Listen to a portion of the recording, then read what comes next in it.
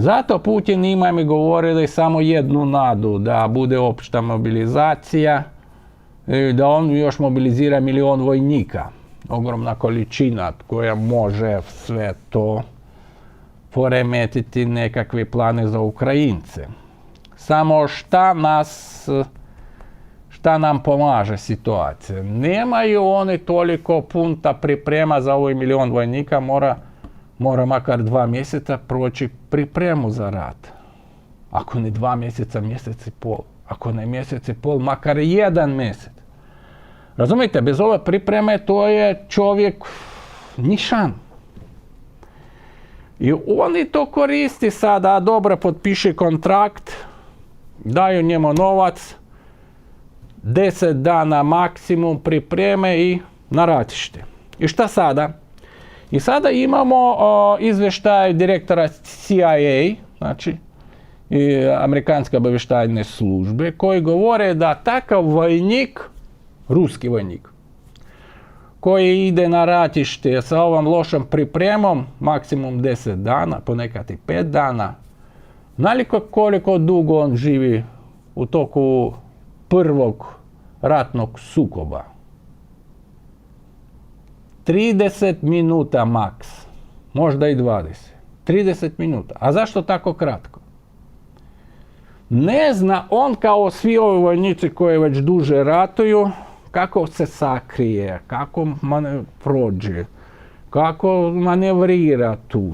Jasno da izgleda svi pored, ali njega prvog će uništiti dron, zbog toga on ne zna do kraja kako se ponašati protiv drona i tako dalje. 30 minuta u prvom bojištu i gotovo, nema čovjeka. 30 minuta nema čovjeka. 30 minuta nema čovjeka. I svi pitaju onda Putina, a dobro, imaš imaš li savjest da ti ih šališ u sigurnu smrt? Makar pripremi njih i tako dalje. A ne može pripremiti, nema vremena. Sad fali vojnika. Onda želi opštu mobilizaciju da dođe od 2 milijuna i onda to pokrije sve strane i misli da onda oni krenu i tu bude proboj i onda odlučit će na rusku stranu završetak rata. Je to dosta opasno, ali opet, da li uspjećeš njih pripremiti? Ako ćeš slati kao ovih i ranije, da svaki čovjek živi 30 minuta u borbenim dejstvima, znači gubici bit će ogromni. I mi govorili o tome da Putin riskira da bude revolucija unutar Rusije. Do toga kad svi ovi familiji saznaju da njihovi najbliži ginu u prvom ratnom sukobu, i to na početku ovog sukoba, i da polovina čak neće dobiti ostaci ovog čovjeka, on će raznese dron njegovo tijelo i tamo niko neće njih ni pokopa ni ništa. I to će biti druga ocena dejstva, znači i postupaka ruskih generala i političkog rukovodstva na čelu sa Putinim.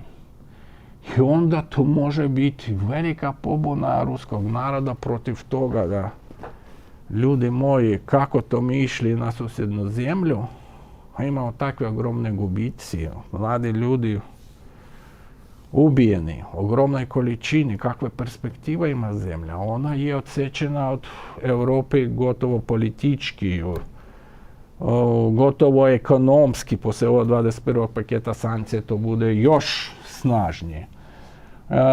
Ona ne prihvaća se puno baš evropskih zemalja kao pouzdana zemlja sa kojom možda normalno razgovarati.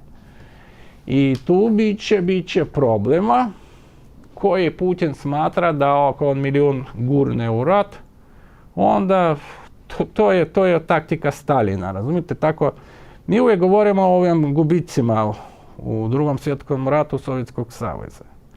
Podsjećam, Demografski gubici 27 miliona. Njemačka koja je sa svim ratovala, 7,5 miliona. Sovjetski savez 27. Zašto takvi gubici? A zbog toga da ljudski život ništa za političko rukovodstvo, za ove zapovjednike ratni ništa ne košta. Znači, ljudi ginu, njih opet šalju, oni ginu, šalju. To je nevjerojatno. Tako da za mnogih maršal Žukov koji je veliki znalac svih ovih vježbi toga kako pobijediti neprijatelja, a u stvari on je bio mesar. Znači, ratovao količinom vojske. I Putin smatra da kao Stalin može baciti toliko ljudi u smrt. Ali sada pri tome da on sve kontroliše situaciju, Stalin kontrolisao sve potpuno u Sovjetskom savezu, ipak na takve strašne stvari nema pristanka većine Rusa. Njima sve kako negdje ide rat, ako na televiziji piše mi polako, ali sigurno krećemo, ćemo pobijediti ove Ukrajince, nemaju ove Ukrajinci šanse i tako dalje. On dobija svoju plaću, ide u restoran ili ako iz siromašnije familije onda nešto kupi doma,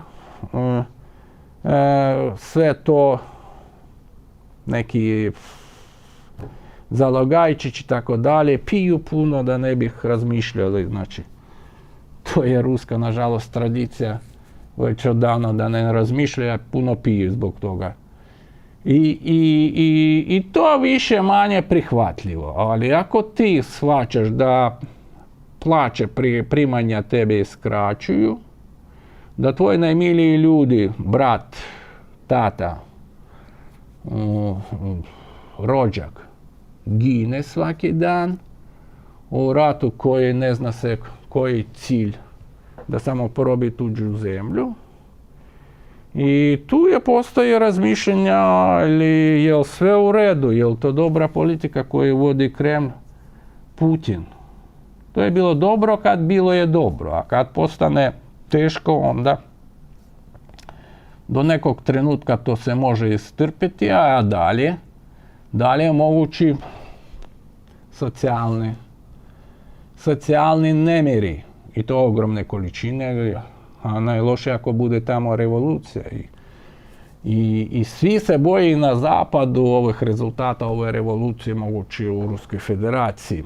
Ne plašimo samo mi, zbog toga što brže tamo nekako prođe ova situacija, onda brže ova Moskva sedne za stol pregovora i će završiti ovaj rat.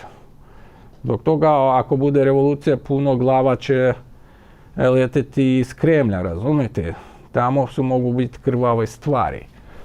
I u ovom smislu mi govorimo i predlažemo Putinu, sada u Kijev, paralelno kad bio summit Ukrajina, zemlje jugoistočne Europe, došao ministar vanjskih poslova Turske, Hakan Fidan, i prijedlog Turske opet da ona bude mjesto za pregovore između Kijeva i Moskve, između Zelenskog i Putina. Znači, to je o završetku rata. Turska je spremna, nudi recimo bezbednosne uslove provođenja rata, nudi svoje ako treba neko posrednički usluge koje bi pomagali Ukrajini i Rusiji u komunikaciji, ako treba. A najbitnije je da predlaže da opet razmišljamo i sednemo za stol pregovora. U Kijevu njega primili i rekli i Zelenski i svi drugi da Ukrajina spremna, prihvaća Stambul ili još neke mjesto u Turskoj kao mjesto budućih pregovora na najvišem nivou, predsjednik Ukrajine, predsjednik Ruske federacije, da bude potpisan mir ili u svakom slučaju pregovore koje vode prema miru. I mi to službeno oglasili, objavili i obratili se Kremlju s ovim prijedlogom. Ja pretpolažem da Hakan Fidan i pregovarao nešto sa ruskom stranom konsultirao, znači ne samo sa nama, s Ukrajincima, on razume da je Rusi moraju biti spremni. Turska, takva zemlja koja s Ruskom federacijom ima isto puno komunikacije političkih, ekonomskih, energetskih i tako dalje. Tamo ruski biznes prisutan u ogromnoj količini u Turskoj. I ovo mjesto moglo bi biti prihvatljivo od strane Ruske federacije. Samo ne znamo da do kraja je Kremlj spreman ili ne, ali u svakom slučaju Kijev opet dao svoj prijedlog i Turska potvrdila da spremna opet biti mjesto za pregovore na najvišem nivou. Tako očekujem rezultat toga šta će reći lično Vladimir Putin.